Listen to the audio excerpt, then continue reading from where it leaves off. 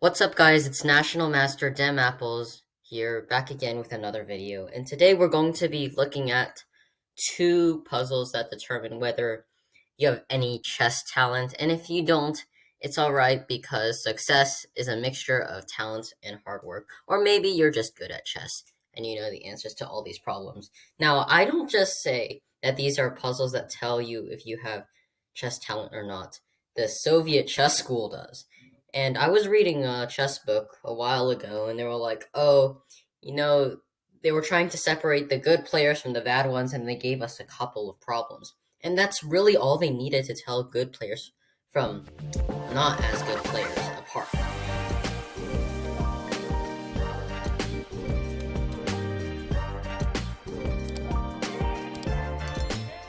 So, pause the video right here, and it's white to move, and let's see what white's best move is.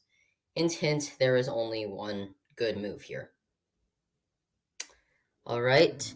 And so many people, including the author of the book himself, chose pawn to e4.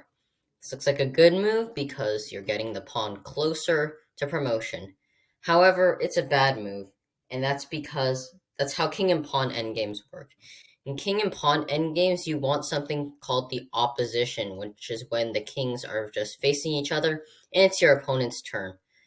But here, black can get the opposition. After he moves back and then you move forward, it is his king that is facing your king, and he has the opposition because it's your move. And where are you going to go? Back? Well, then he gains some ground, and you still can't do anything, right?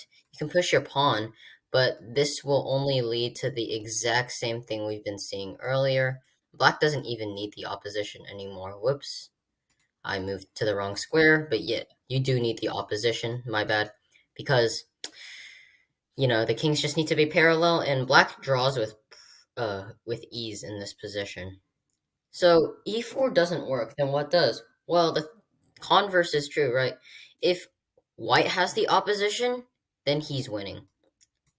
So king e3, and now the kings are facing each other. And now black's king has to gain ground, right? Because the kings are facing each other, but it's his move. Where's it gonna go? See, here, right? But after he doesn't want to go here because then white will eventually walk his king up the board, and now because white controls 3 key squares, the pawn is just free to promote. However, this is forced anyways, because even if black tries to hold his ground, white will take the opposition yet again, and this will just keep continuing over and over until you hit the back rank, and if black goes this way, you go this way, and your pawn gets through. And if black goes this way, you go here. And now your pawn gets through yet again. So a simple yet deceptive puzzle. And this is number 1 out of 2. And the second one is, yes, it's also a king and pawn endgame. And yes, again, there is only one winning move here for white. So pause the video again and see if you can find the move. All right. And so you would be like, okay, well, it's a king and pawn endgame yet again. And so the only way we can win is if we take black's pawn. So the most logical move is king here. Except this loses. Why? Well, after king d5, black not only protects his pawn, but he attacks your pawn. And now you're in some trouble here. And so what most people do here is like, well, you move your king, right? But the thing is, now your king is boxed out, and there is no need for the opposition anymore. Your king is just simply too far away to stop the pawn. Black will move the king, and yes, don't forget that the pawns are moving this direction. So, black could also go here, but then you win. So black would not do that. Black would protect his pawn and attack your pawn at the same time. So if we know that the most direct method doesn't work, what else works? Like if we go here, yes, this is still a draw because of what we saw earlier, right? White has the opposition, but we want to win. And so we have to continue marching forward. However, we cannot hit this square because if we go here, black will go here. Therefore, we're going to try to get at the pawn through a different square, f7. And so, well, if black goes here now, this is the exact same position, but unfortunately for black, it's his move. He has to yield the pawn, and now white will move his king, and then pawn will queen. So this is not working for team black. Well, what if he decides to also wait, you know? Well, now we go here, and the difference is apparent.